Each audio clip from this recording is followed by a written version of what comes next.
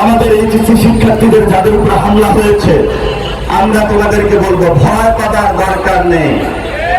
নিরাপদ সড়ক আন্দোলনে যেই কলেজের বাচ্চারা নেতৃত্ব দিয়েছিল, তারাই ইউনিভার্সিটিতে এসে গণ-অভ্যুত্থান করে শেখ হাসিনাকে ভারতে পাঠিয়ে দিয়েছিল প্যাকেট করে।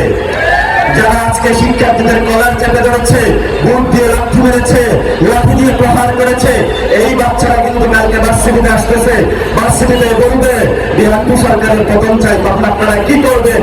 এই জন্য শিক্ষার্থীদের সাথে বেশি হলো টাঙ্কি বাঙ্কি করবেন না। নেড়া একবার বেলতলা যায়, দুইবার যায় না। একবার আপনারা বিএনপির বেলতলায় গিয়েছেন, এই বিএনপির বেলতলায় আরেকবার যাওয়া দরকার নাই। মন্ত্রী হওয়া লাগবে না। আপনার মতো একজন কৃষক, আপনার মতো একজন রিক্সা চালক, আপনার মতো একজন দোকানদার বগুড়াকে পরিবর্তন করতে যথেষ্ট, এবং আপনাদের মধ্যে পরিবর্তন হবে। কোন এমপি মন্ত্রীর মধ্য দিয়ে পরিবর্তন হবে না। এমপি মন্ত্রী নিজ সন্তানের নামে হলো সড়ক বানাবে, গ্রাম বানাবে, দোকান তুলবে, দোকানপাট থেকে চাঁদাবাজি করবে, এই হলো তাদের নিশানা। আপনারা হলো নতুন বাংলাদেশ। এই নতুন বাংলাদেশকে আমরা চলতে চাই, এই জন্য আপনাদের কাছে উপস্থিত হয়েছি এবং এই আহ্বান জানিয়ে আমি আমার বক্তব্য শেষ করছি। বক্তব্যের আগে একটা ছোট্ট কথা,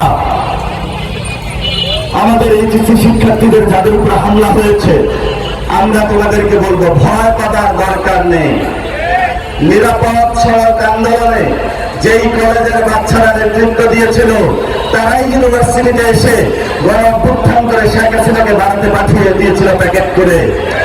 যারা আজকে শিক্ষার্থীদের কলার চেপে ধরেছে, বুট দিয়ে লাঠি মেরেছে, লাঠি দিয়ে প্রহার করেছে, এই বাচ্চারা কিন্তু কালকে ভার্সিটিতে আসতেছে, ভার্সিটিতে বলবে বিএনপি সরকারের পতন চাই, তখন আপনারা কি করবেন?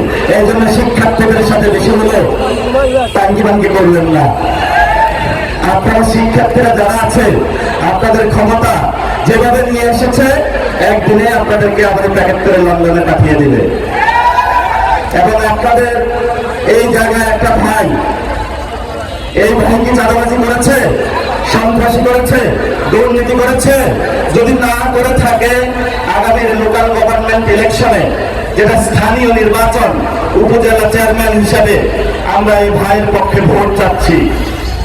কেন চাচ্ছি? কারণ আপনারা গত নির্বাচনে যারা এমপিদেরকে ভোট দিয়েছেন, ভোট দেওয়ার পরে তাদেরকে আর খুঁজে পান না, কল দেন, রিসিভ হয় না, call then out of the reach. এই ভাইকে আমরা দিয়ে যেতে চাই, যেই ভাই হলো প্রতিনিয়ত আপনাদের সাথে থেকে কাজ করবে। যদি কাজ না করে, আমরা এসে আপনাদের পক্ষে কাজ করব, এই প্রতিশ্রুতি দিয়ে গেলাম। এই ভাইয়ের বিরুদ্ধে যদি কোনো অভিযোগ আসে, তাহলে আমরা রেসপন্সিবিলিটি নিয়ে এই ভাই হলো যেই প্রার্থীটা, সেটা বাতিল করব।